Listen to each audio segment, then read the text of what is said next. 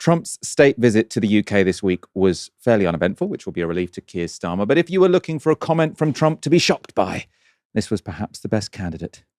The last 3 months, we had zero. From millions of people a year ago, we had zero people enter our country illegally. And we do have people coming in legally through a legal process and testing and lots of other things. I think it's very important, and we speak about it. And I think your situation is very similar. You know, you have people coming in, and I told the Prime Minister I would stop it, and it doesn't matter if you call out the military, it doesn't matter what means you use, but it's going to destroys countries from within. So that was Trump's call for the UK to deploy the military to prevent migrants from crossing the Channel. It's not clear exactly how they would do that unless he's proposing sinking boats. I suppose I wouldn't put that past him.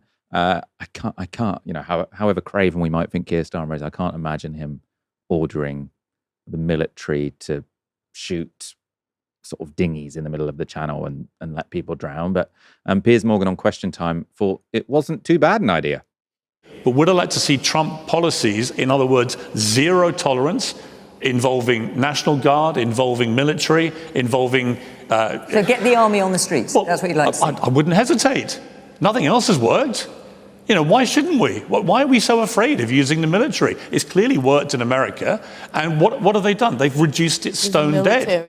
Now, I think the issue there is you've got to explain what the military are going to be doing, right? Especially if you say, I wouldn't hesitate.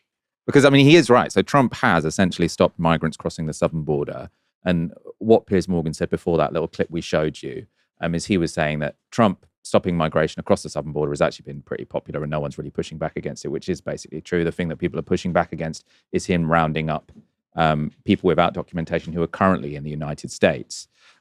The military there, as far as I understand, have played a role of sort of monitoring what's going on, putting up fences, and then also, you know, with their sort of monitoring technology, drones and the like, they tell border enforcement to intercept people.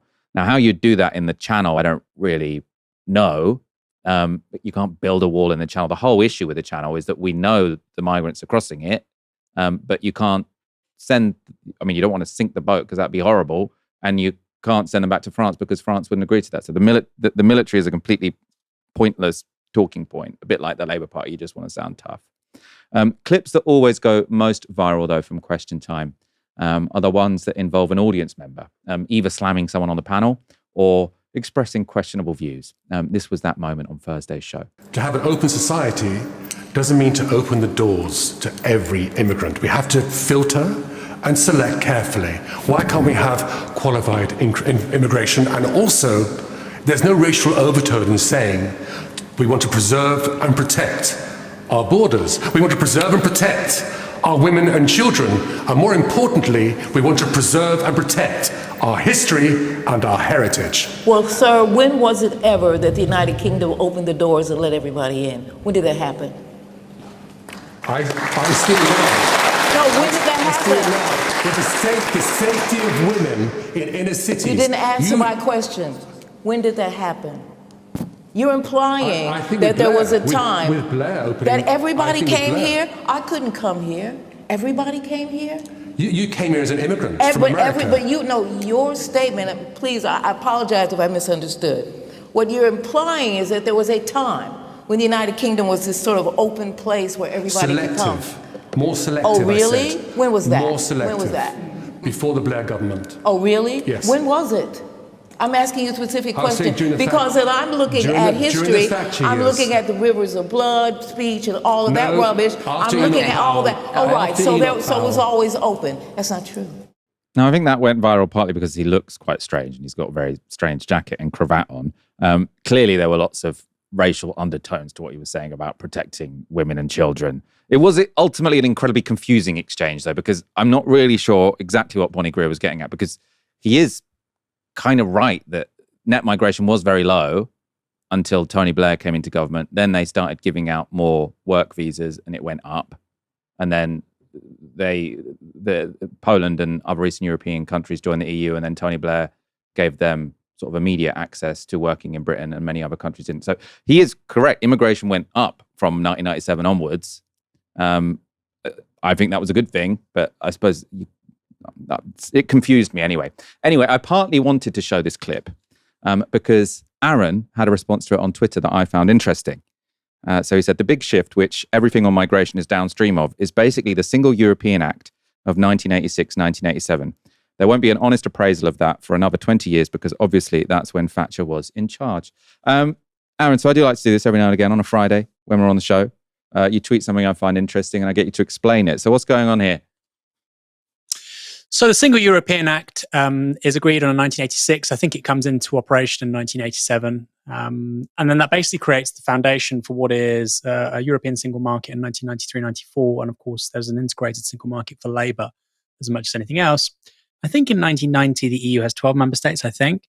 At some point in the early 1990s, it goes to 15. Now, of course, in 2004, I think it is, you have new accession states from Central and Eastern Europe.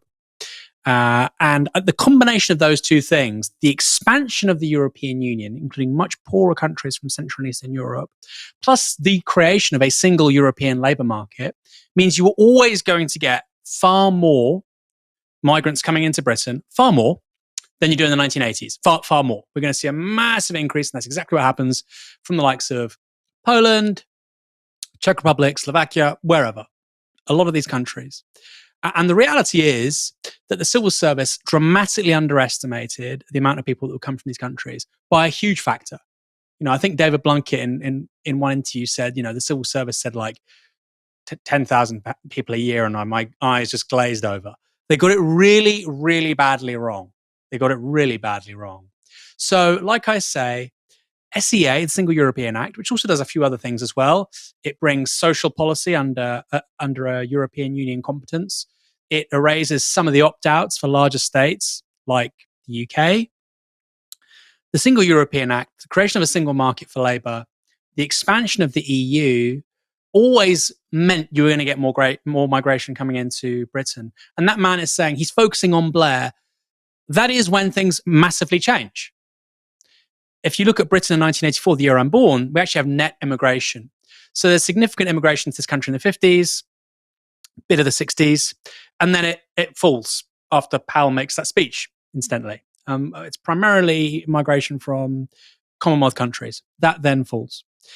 Then under Blair, we see a substantial increase in migration, and we start to get net immigration again. And of course, we now have very large net immigration. And that starts with countries, like I say, which are the new members of the European Union.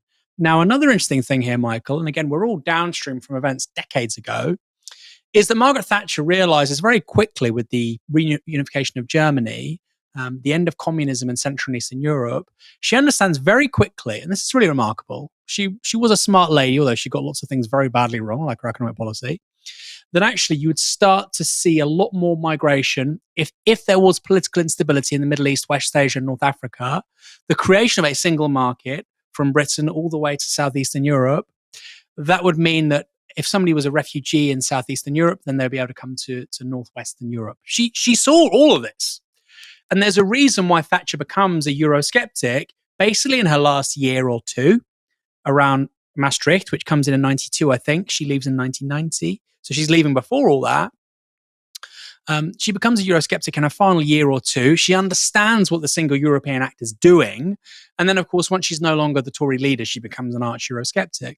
The reason being is she grasps what all of this meant. Now, European integration, the creation effectively of a European superstate, it's there in the Treaty of Rome, okay? Right at the start, 56, 57, you've got the 6 member states, ever deeper union, which is political and economic.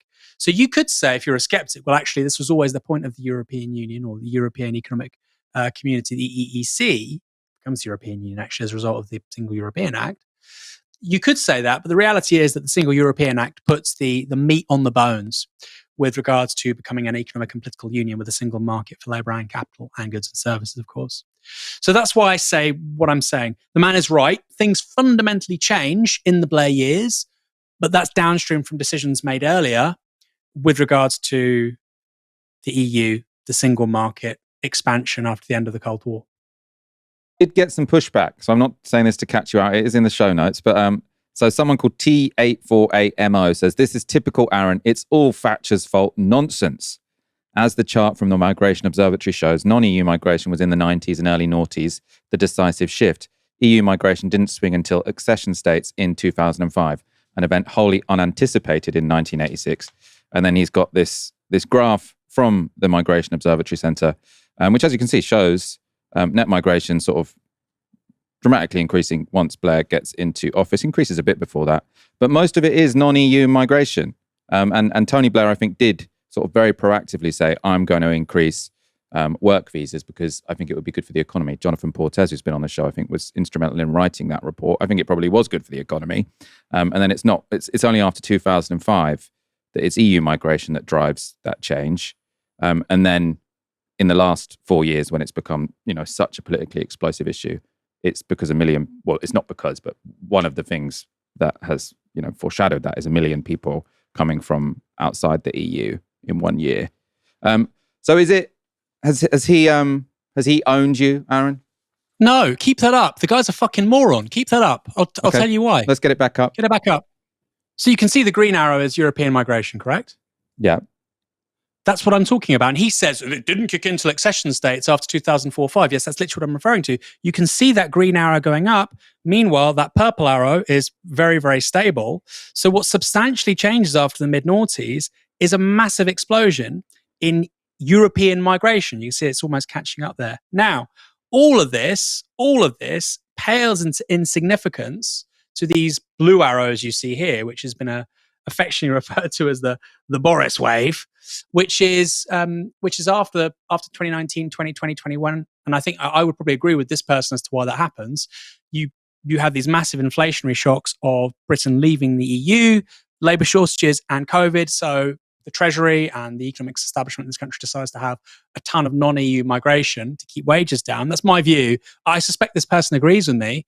But the point I'm saying is, and that's literally what changes in the mid-2000s, is an increase in European migration from the Central and Eastern European countries, which also, by the way, is the exact same moment we start to see migration becoming a much bigger issue politically. There's a ton of analytical data around this stuff, and it beginning to feed into polling. So people have cared about refugees and asylum seekers. It used to be through trucks coming via the channel, 100%. But the idea of European migration, nobody was talking about European migration before 2004. They weren't saying we've got too many people coming from Germany and Italy. They weren't saying that. It changes fundamentally with the new accession states, and they come here en masse. And they do. And the reason why New Labour love them, of course, is because, again, they're disinflationary. You care, if you're Blair, you want 2% growth, 2% inflation. Okay, great. Get these guys over. It does help keep inflation low. So I don't understand how it's an own. He's literally repeating one of my points, which is that doesn't, the European migration isn't a factor till 2004-05. Yes, my point is that's decades in the making. Here's the thing, Michael.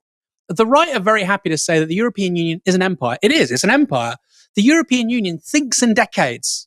It thinks in decades. So the Single European Act, like I say, 86, 87, you get the single market, 92, 93, 94, and you get the new accession states in the mid-2000s.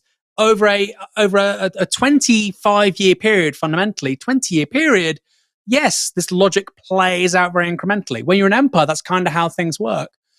So this idea that, this thing that's happening now, it's like, just happened. No, the European Union was creating treaty obligations and new mechanisms and opt-outs and opt-ins for all of that a very, very long time ago. I'm going to stick up for this guy. Let's bring up the graph again, one last time, because I don't think that purple line is particularly stable. So it goes from around 50,000 in 1997 to around 250,000 in 2005, which is non-EU migration. So clearly there was a decision made, rightly or wrongly, I think rightly, to increase migration to the UK, which was independent of our membership of the EU, because it multiplies by 5 outside of the EU in the first 8 years of Tony Blair's government. Isn't that relevant? Michael, again, maybe I'm looking at this because I've just had a great conversation with Tom McTague about Brexit and what drives Brexit. When you speak to Brexit voters, take Boston, right, which is now where Richard Tice is the MP. People say, well, there's no immigration in Boston. Why did they vote leave? The most vote leave seats in the country, right? Very, very, very vote leave. There's no migration in Boston. It's very white British. In terms of the largest increase in non-British residents of any seat, I think, over the last 20 years or the 20 years prior to 2016, Boston was up there. And that was overwhelmingly immigration from Central and Eastern Europe.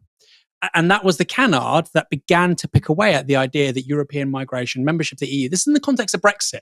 Okay, so I'm talking about pre-2016 for starters. People want to talk about the quote-unquote Boris wave and migration from, India, South Asia, etc.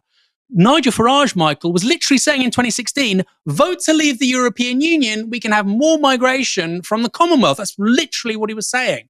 So the anger around, the antipathy around migration, which helped trigger Brexit, was related to the European Union. Michael, for God's sake, Farage was saying, we can't stay in the EU because Turkey will join. That's literally the argument. If we stay, we'll be in the single market, and then Turkey will send millions of people over too. So I'm really lost here. Like I'm just reciting the literal words and campaigning points of Nigel Farage. I mean, if that's not sufficient evidence to back up my point, I don't know what is. Yes, there's a big increase in the very late 1990s, the early 2000s, but that is not picked up with regards to the rhetoric and the policy choices and the kind of the political notes that you get from Reform or later on the Brexit Party. That's just simply not the case. That's simply not the case. What catalyzes a lot of this stuff is enmity and antipathy towards immigration from Central and Eastern Europe. Now, this person obviously doesn't mind that. They don't want the brown and black people. That's fine. That's their view. I'm talking about what catalyzes Brexit and why, for people like this gentleman, I suspect, in the audience, why migration changes under Blair is because we all of a sudden get a deluge of very talented, hardworking people from Central and Eastern Europe. That completely reshaped the conversation around migration in this country to the extent that I think it's a major factor as to why we leave in 2016. I mean, you're welcome to disagree, but I'm pointing to pretty decent data. I'm pointing to Nigel Farage's own campaigning points. I mean, I don't know what else I can do, frankly. I'm not sure we can infer from his tweet that he likes white migration, but not brown migration. I mean, he's kind of just saying that the guy said that immigration increased under Tony Blair, and it increased under Tony Blair independently of the EU for 8 years until 2005. But we should probably wrap up there. I'm just trying to give this guy an imaginary right of reply. But Aaron Bastani, it's always a pleasure to be joined by you on a Friday. It's been a very busy show. You know, you are right. You could be fair, and maybe that is their take. But you know, Brexit happened, and the whole conversation around Brexit was around immigration from Central and Eastern Europe, and it was the most politically form of immigration within that debate. Hence, that's what I'm focusing on. Maybe the guy on Question Time wasn't thinking that. Maybe this guy isn't thinking that. Maybe we're all thinking different things, Michael. We need to get out of our own minds.